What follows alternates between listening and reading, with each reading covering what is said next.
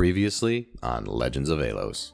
As we return to the story, the party is leaving the general store after having just encountered the very familiar, if not exactly identical, scent that was lingering in Grisman's work area in Balin's home after the robbery. The smell is missing a certain masculine pheromone, but Asher affirms it's undeniably a close match that's coming from the female gnome in the shop. Not wanting to create a scene in the store, seeing as the gnome woman reacted to Grizzy's name, the party elects to stand guard outside the entrances of the establishment, ensuring at least someone will encounter her leaving. Most are posted near the front entrance, while Rowan heads around to the back. And it's the back door, of course, that the small gnome makes her exit through. Rowan spots her and attempts to stop her, but the gnome pays no heed to Rowan's words and distances herself as quickly as possible, ducking down an alleyway. After the rest of the group enter the shop and discover that the person of interest is left at the back, they meet up with Rowan and he conveys the gnome's departure just moments ago before they all give chase. The trail lingers slightly still, but it is difficult to track her. The group almost loses her. Before they do, the five see her peeking her head out of the door of the Broken Thorn, only to immediately retreat inside as they spot her and her them. Asher and Ace enter the inn and tavern to give chase, while the other three head to the back alley to monitor the balconies. Sure enough, the group in the back alley does spot her hopping from one balcony to the next, but as she is about to actually fall from one whilst moving to another, Briar intervenes to both parties' benefits as she levitates the small gnome and Misty steps up to the balconies themselves. After a quick interrogation of her, the party confirms that the female gnome, Sienna Cottrell, is not the individual proper who had burgled Grizzy's research, but her accomplice and partner most certainly is the culprit, a gnomish man by the name of Xander. She actually came to town to get supplies and potentially assistance with a problem that had presented after work they'd done, based upon Grizzy's notes, had gotten out of hand. Considering the time of day and the effort of the group having to track her down, they decide to rest for the evening and make for Sienna and Xander's ad hoc workshop just south of Lowell in the morning. The evening proves to be uneventful. Sienna makes no attempt to escape, and come the morning, she and the party make way to the workshop.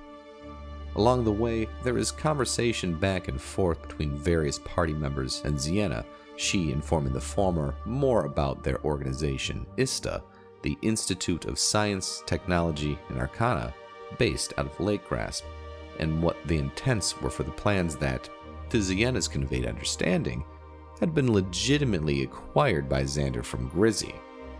During the travel conversations, Ace brings up the crystal that he had procured from the village on Kellepie, and Karun, taking notice of this, elects to intervene considering what he now suspects, that all gems of such origin and type could have the potential of becoming corrupted, or perhaps even are inherently already corrupted. He confirms his suspicions in his first attempt to request the crystal from Ace, as he, in a seemingly entranced state, puts the crystal back into his bag.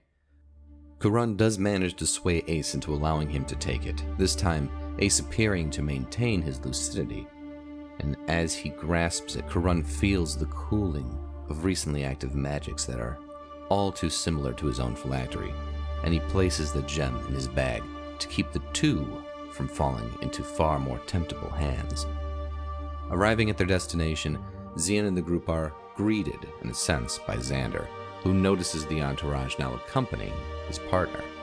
The five confront Xander, and he eventually concedes the truth and laments to it having produced the issue at hand, a machination of arcana and clockwork that has run wild within the workshop. The party agrees to deal with the issue, provided the terms the party will set forth are followed to the letter. Upon entering the main workshop chamber, the five behold the metallic humanoid, and upon its acknowledgement of them, combat ensues. The construct is extremely durable, and its attacks prove its design for being nothing more than a weapon of war.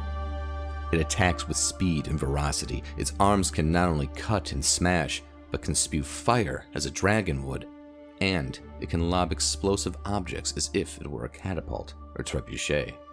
Even so, perhaps it being the resolve of the party against such a nefarious creation, or even perhaps Grizzy himself looking down upon them in favor, the group proves to be more than the clockwork soldier can handle. With glittering light guiding Rowan's blades, he makes an attack that has a terminal effect upon the construct. But this contraption is not without a final surprise, perhaps by design, or just the sheer energy transferred from Rowan's blow. A reaction sets off a massive explosion that engulfs the entire party. Fortunately, the force of the blast isn't enough to eradicate the area and its inhabitants, but the group is damaged somewhat. The same cannot be said about the construct, whose dismembered head manages a short statement about it being warforged before going slack and lifeless. The party leave to confront Xander and Sienna. There is contention amongst them, however.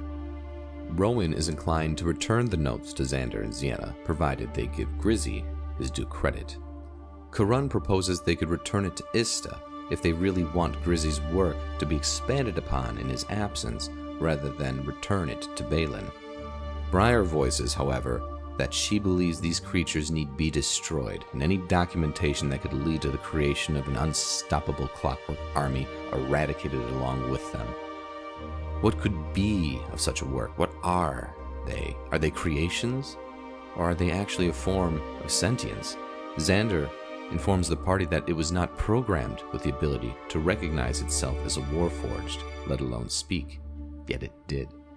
Would the eradication of this being and its origins be no different than the eradication of races of magical origin? Regardless, whatever potentials there could be, ultimately the notes are returned to Xander and Sienna, who, after agreeing to the terms as discussed prior, return to the workshop as the party returns to Lowell. And it's from here we shall continue the story of the Legends of Aelos.